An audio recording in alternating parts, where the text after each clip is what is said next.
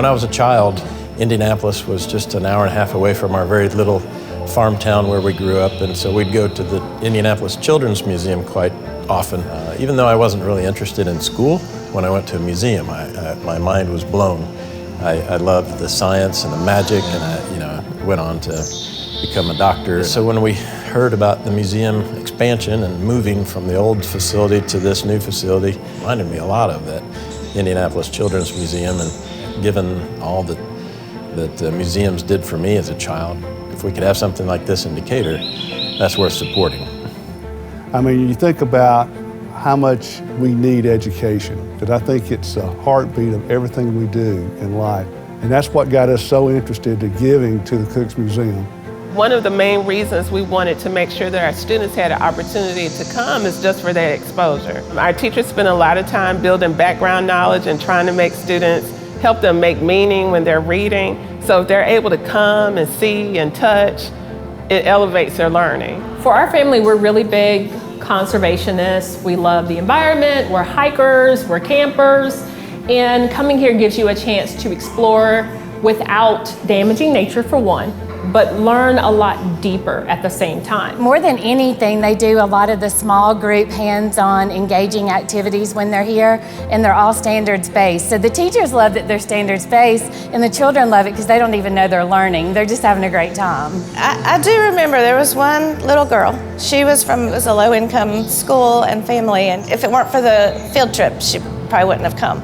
And when she came at first, it was just hard to get her to interact, and by the end of the day she was just with me wanting to learn more and see more, and it was hard to take her away because she was just amazed by everything and enjoying it so much. It makes me feel good about what we do, because as teachers you have really great days, and then sometimes you're like, oh my gosh, I'm the worst teacher in the world. This was rough. But when you have days like that, it's worth all of it.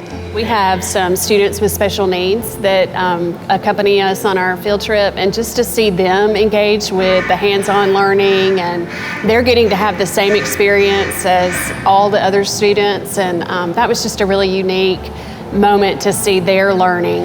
And a lot of our kids would not have been able to do that without Cook Museum offering scholarships and grants. 85% plus of the Huntsville City School third graders get to come now. And we're trying to always get that up to 100%. We're a corporation to provide that equal opportunity for all of our students to come and to participate in the learning. That is amazing and something we are so grateful for. We were out just at a creek the other day with another homeschool group, and the kids were telling me, let's go find some, what was it called, the shells that we were talking about? Lentil traps. They were saying, let's go find some lentil traps, and I said, what is that? And they're like, oh yeah, we learned that at the Cook Museum. I thought, okay. I like to see the stingray. Oh, the tornado in one of the classes they made.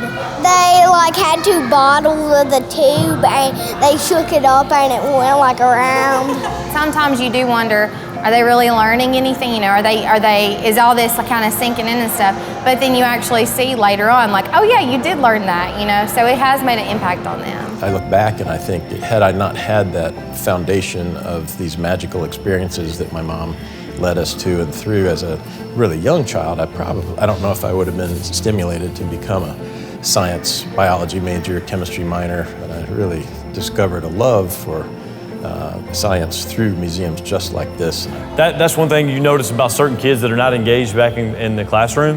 When they enter this place, there's nothing but smiles, and that's how you know it's amazing.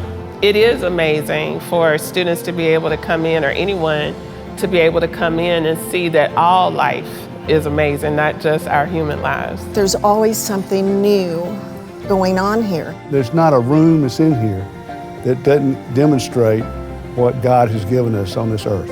It's going to inspire just thousands of different young people.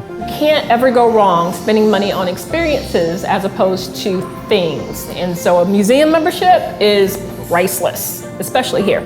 That idea of life is amazing to be reiterated to students, to teachers, to us as principals when we come here, and the energy that you leave with is contagious.